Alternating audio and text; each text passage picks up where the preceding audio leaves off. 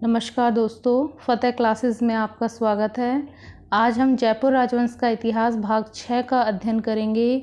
इसमें आज हम सवाई जयसिंह के दो पुत्र सवाई ईश्वरी सिंह और माधो सिंह प्रथम के बारे में जानकारी प्राप्त करेंगे।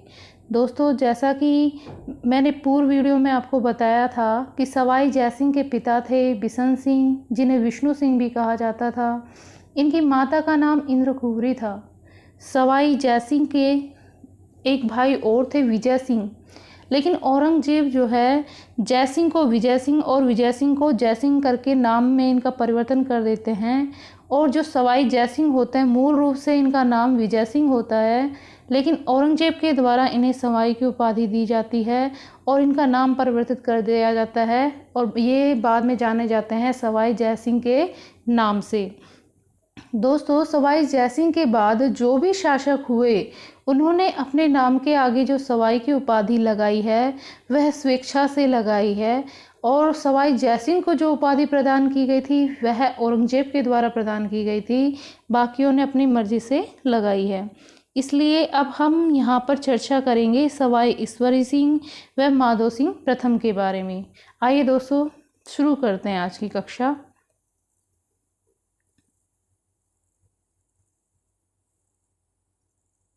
ईश्वरी सिंह का कार्यकाल रहता है 1743 ईस्वी से लेकर 1750 ईस्वी के बीच।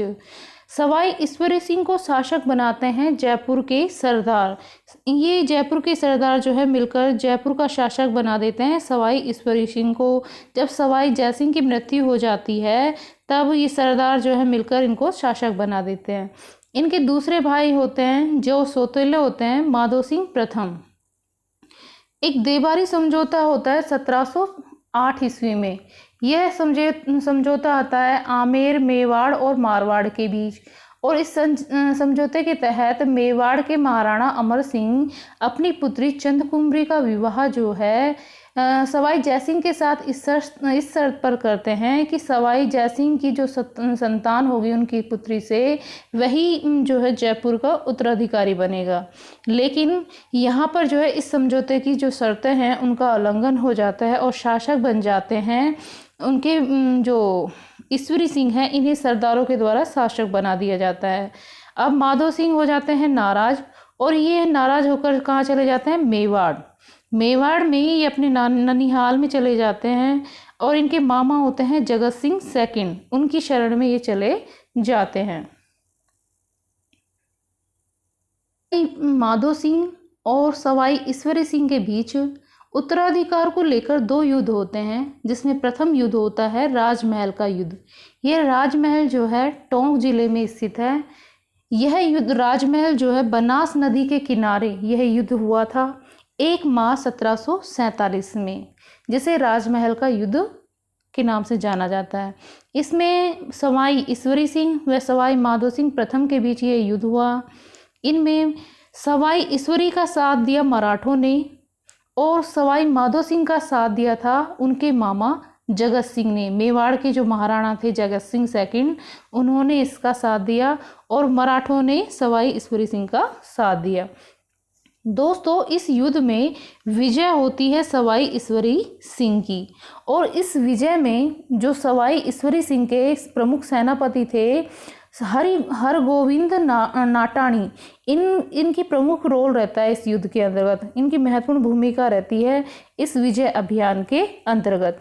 जब सवाई ईश्वरी सिंह इस युद्ध में विजय प्राप्त कर लेते हैं तब ये जयपुर में एक ईसर लाट, या जिसे सरगासूली भी कहा जाता है, या जय स्तंभ, इनके ये अलग अलग नाम हैं, इनका निर्माण इन्होंने करवाया था सवाई ईश्वरी सिंह ने। जब इन्होंने ये युद्ध जीत लिया था राजमहल का, तब इन्होंने इसका निर्माण करवाया था।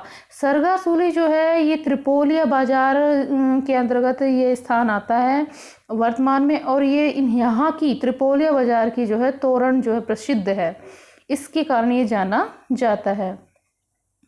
दूसरे जो है अब आता है अगला युद्ध होता है इनके बीच बगरू का युद्ध। बगरू का युद्ध, यह युद्ध 1 अगस्त 1748 में जयपुर में लड़ा जाता है। बगरू का युद्ध, बगरू जो है जयपुर में है और यह युद्ध हुआ था सवाई ईश्वरी सिंह के बीच और उनके भाई माधो सिंह प्रथम के बीच।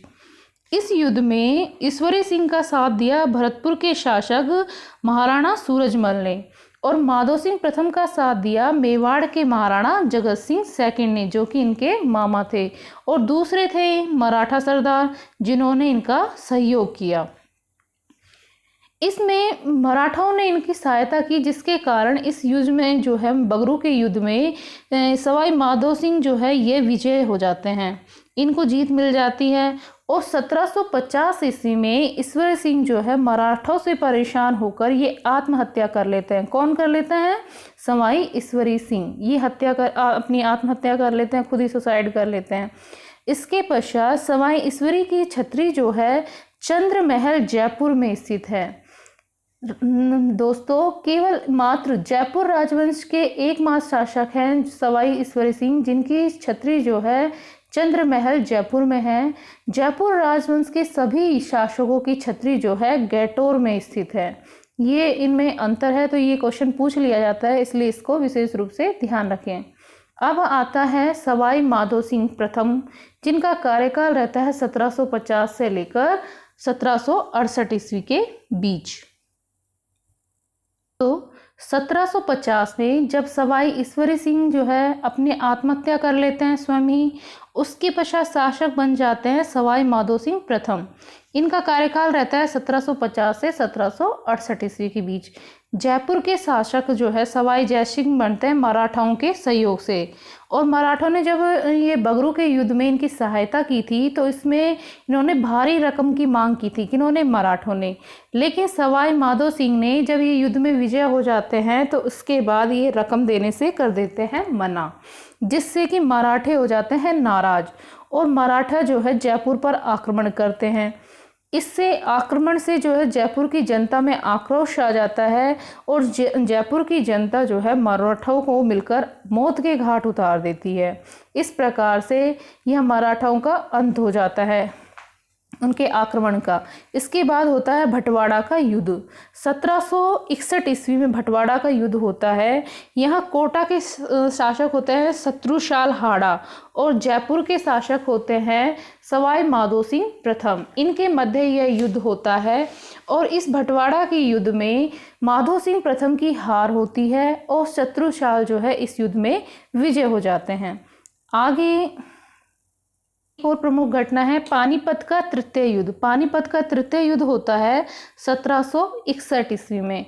यहाँ बस ये जानकारी प्राप्त करना आवश्यक है कि पानीपत का जब तृतीय युद्ध हुआ था 1761 में, तो जयपुर के शासक कौन थे? तो उस समय जयपुर के शासक थे माधो सिंह प्रथम।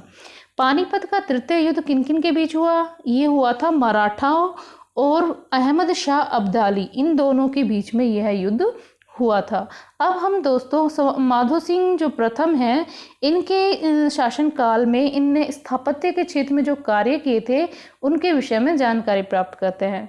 1763 में सवाई माधो सिंह प्रथम ने सवाई माधोपुर नगर बसाया। दूसरा इनका कार्य था जयपुर में इन्होंने मोती डूंगरी के अंतर्गत महलों का निर्माण करवाया है। दूसरा, नाहरगढ़ दुर्ग में इन्होंने अपनी 9 पासवानों के लिए 9 महलों का निर्माण करवाया। एक जैसे ये 9 महल बनवाए थे इन्होंने। इसके पश्चात सवाई माधो सिंह का शासनकाल 1750 से लेकर 1768 ईस्वी तक रहता है। इसके बाद इनके 2 पुत्र होते हैं। एक का नाम होता है सवाई पृथ्वी सिंह, जिनका शासनकाल रहता है 1768 ईस्वी से 1778 ईस्वी के बीच। दूसरे इनके पुत्र होते हैं सवाई प्रताप सिंह, जिनका शासनकाल रहता है 1778 से 1803 ईस्वी के बीच। जब सवाई माधो सिंह प्रथम की मृत्यु हो जाती है तो शासक बनते हैं सवाई पृथ्वी सिंह, लेकिन उस समय ये अल्पायु के शासक थे।